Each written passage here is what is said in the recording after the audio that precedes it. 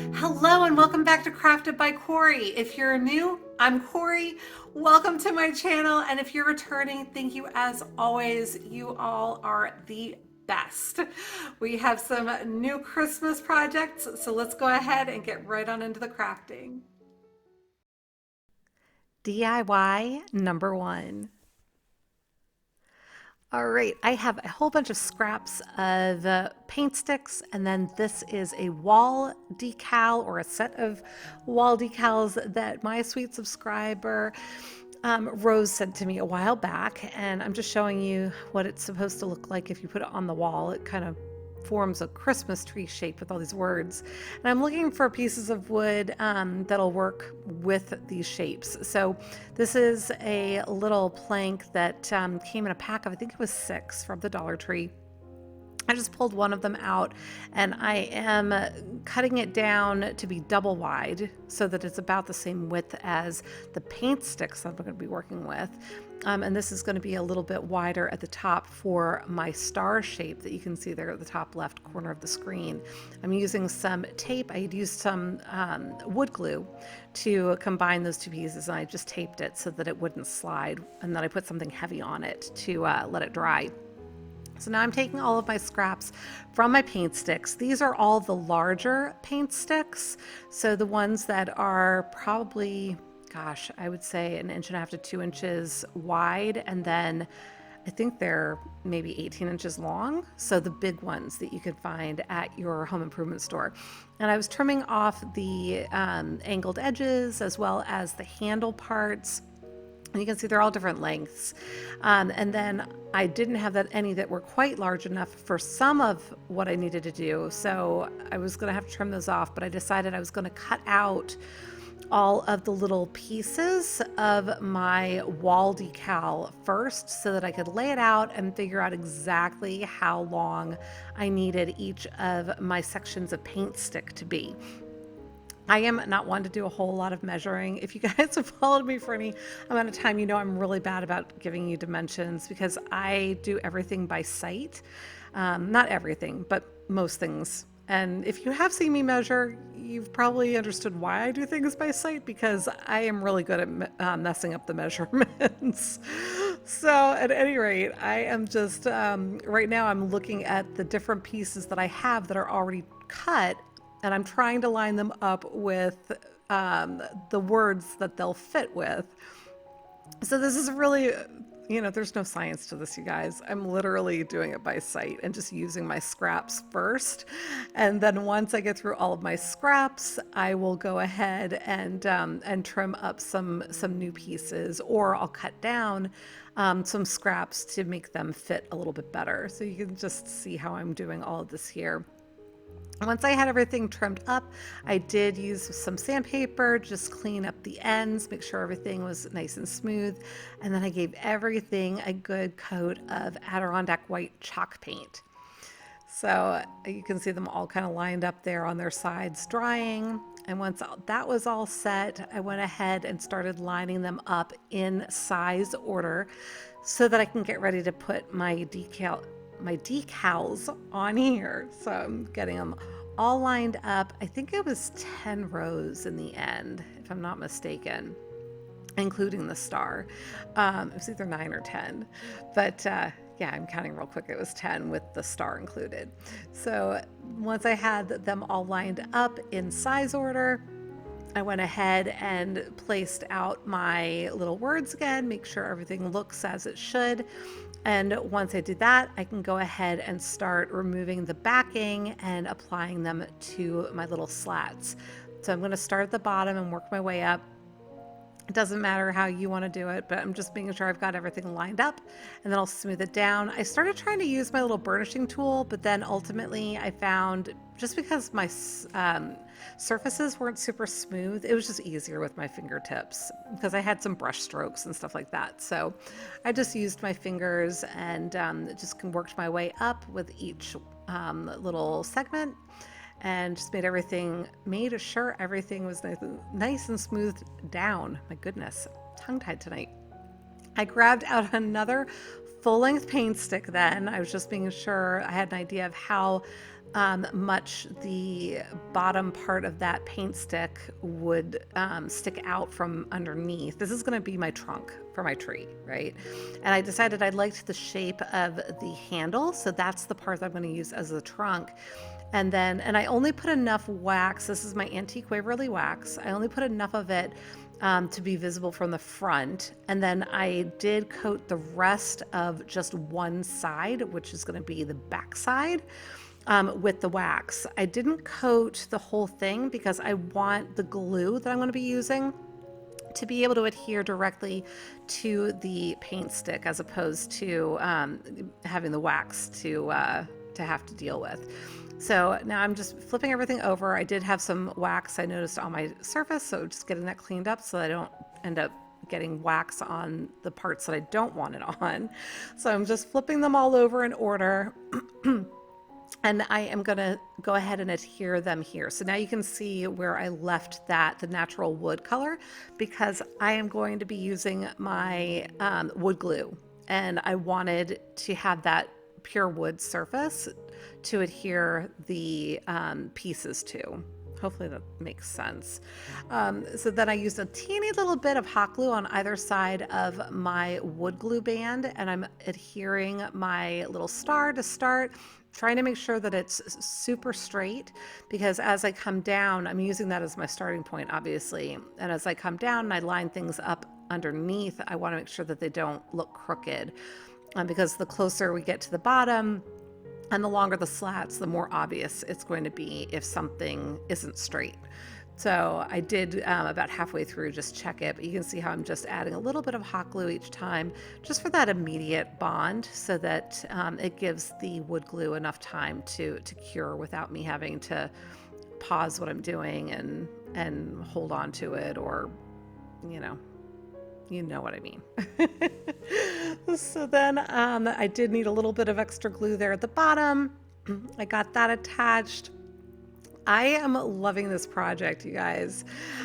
So once I had that all done, I did use some Mod Podge. This is the satin that I'm using, but you could use whichever version of Mod Podge you want. The reason that I decided to coat it was actually for a couple of reasons. One, this is going to seal in all of my decals, so they're not going to lift and fall off, but it's also providing a consistent sheen to the entire project, because my decals had a little bit of a shine to them. They had a little bit of a gloss, and my chalk paint was matte, right? So it was very obvious that I had a bunch of decals adhered onto the slats. So in using the Mod Podge, that's going to provide a consistent sheen, and it's going to look a little bit more, what's the word I'm looking for? I want to say continuous, but that's not the right word. I think you understand what I'm saying though.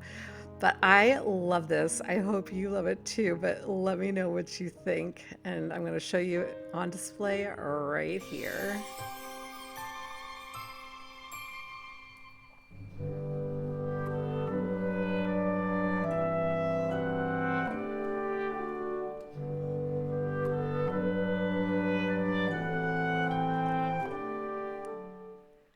DIY number 2.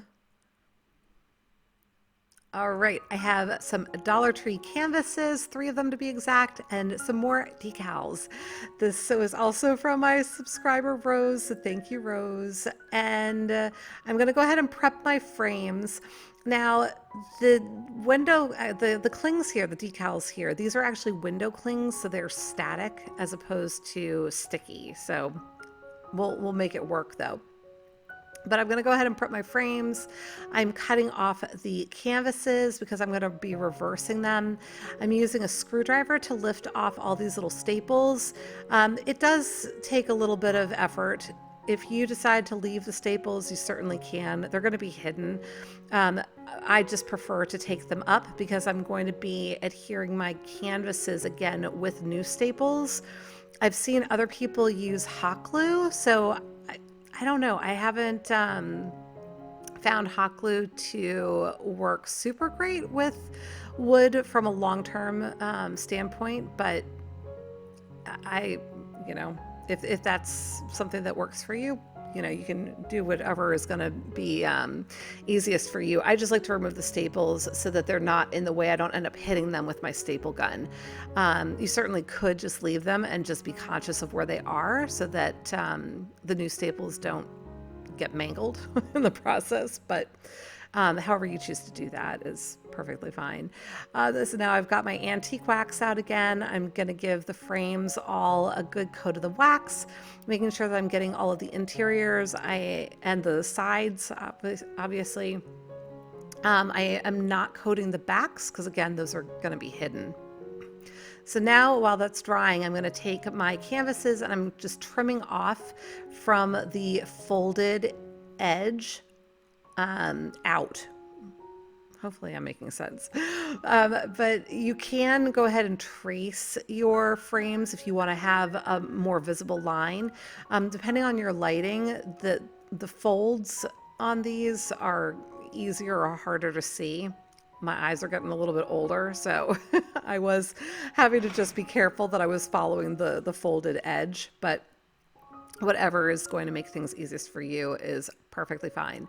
I am now flipping all of those over. The canvases are upside down as well, so the white side is facing down right now. I've got my staple gun all set with my 1/4-inch staples, and I'm going to start stretching the canvases out onto the frames again. So going to get the corners first.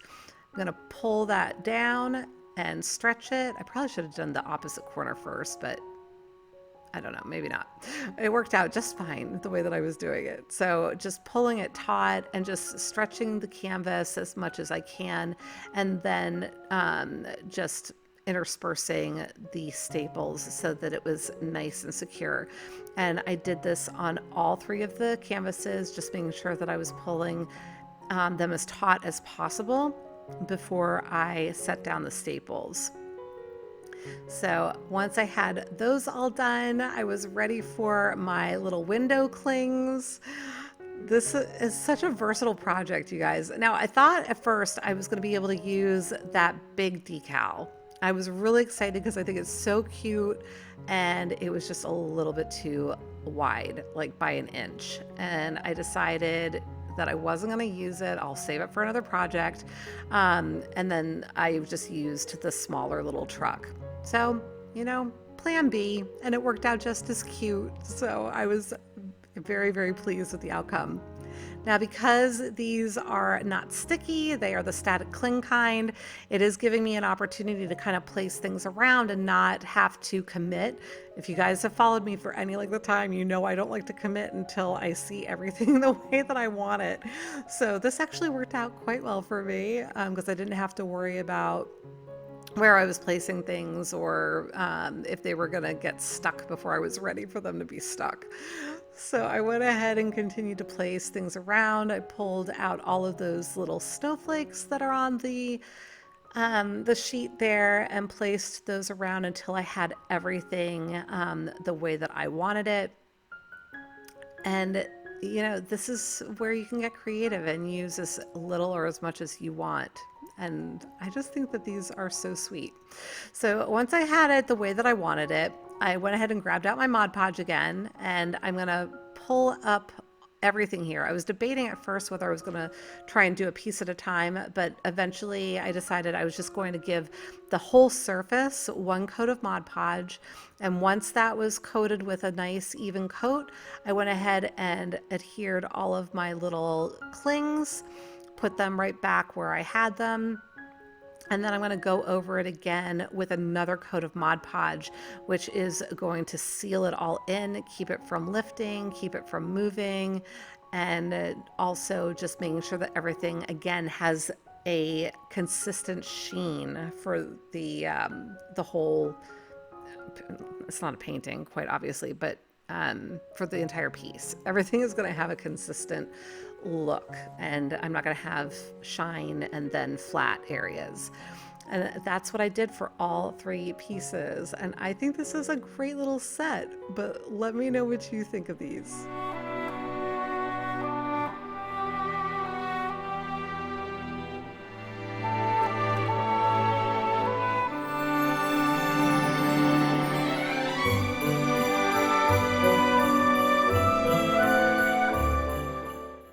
And now it's time for a shout out timeout. Awesome, Brenda. She recreated my little lamppost. I love it. And cute Christine, look at all these adorable projects. Especially love that little gingerbread train. And nice Kathy with all of the candy canes. I love everything. I would love to give you a shout out as well. If you have interest, just send me an email at craftedbycorie@gmail.com. DIY number 3. All right, I have a bunch of my Arteza paints. These are acrylic paints, and I'm going to be decorating some Christmas ornaments.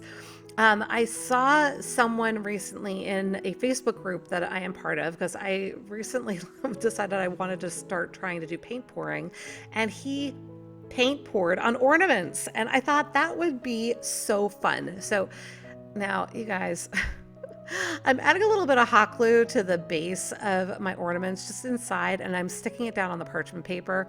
This was the only thing I could think of off the top of my head to secure these so that when I started pouring paint on them, they wouldn't fall over and roll around. If you have a better idea, please let me know. I mean, it worked out fine in the end. I had no problem getting peeling the glue out of there, but it was a little messy. Probably not the most ideal way to do it. So if you have an idea, feel free to leave me a comment on what you would have done to just make sure that the ornaments were secure, but also available surface-wise to be painted on without having to touch them. But at any rate, I am prepping all of my paints. I had a phthalo green, I had a crimson red, a copper gold, it was called. I think it's actually called gold copper or copper gold. Did I say crimson? I think I said crimson. I also had a silver, my white. I think that's all of the colors. But you can see me starting to layer these. I had mixed them all with water, got them to the consistency that I wanted. And now I'm just going to layer them in another little silicone cup that I have. Now I did probably make my layers a little too deep, so to speak. I probably should have not made them quite as deep. And you'll see why in a minute. This was definitely an experiment, you guys. I've never done anything like this before, and so I wasn't really sure how it was going to work. But I just continued to layer these on so that I had everything ready to start pouring out of my cup. So here we're gonna go with the pour, and you're gonna see, at first I was like, oh, it's like red and green and silver, and where are my other pretty colors that are in there? I was trying to figure out where they were, and then they started coming out. And I had that copper it was almost like a rose gold color, but it was called copper gold. And then I was just like, you know what? I'm just going to go over it. I'm trying to squeeze every little ounce out of here. One other word to the wise. You can see at this angle, from this angle, because of my camera, that I had some empty areas. Yeah, here I'm coming in with just paint. I didn't like the colors, that they were so dark. So I was like, let me put a little bit at a time. And then I was like, you know what? I need to layer up some more in my little cup again to do another pour. So that's what I ended up doing. But while I'm doing that, I'm going to talk about the empty spaces on these orbs. You can see on the ornaments that there are some blank areas. That was not visible to me from where I was standing. Those were like the back side of the ornaments. So just keep in mind, if you do something like this, because I wasn't thinking about it until after the fact, that the paint, even though it looks like it's covering everything from your vantage point, you might want to go and look at the other side of it and see how it's looking from the other side. So here I'm pouring on some more of the paints that I've now layered up again. And you guys, bear with me. I know it looks like a hot mess. I know, at least the way that I'm looking at it right now, it all looks very orange. I was so happy with how these dried, how they turned out. They did coat more as I let them dry. I let them sit for 2 days, and so they continued to coat the ornaments. But look at this.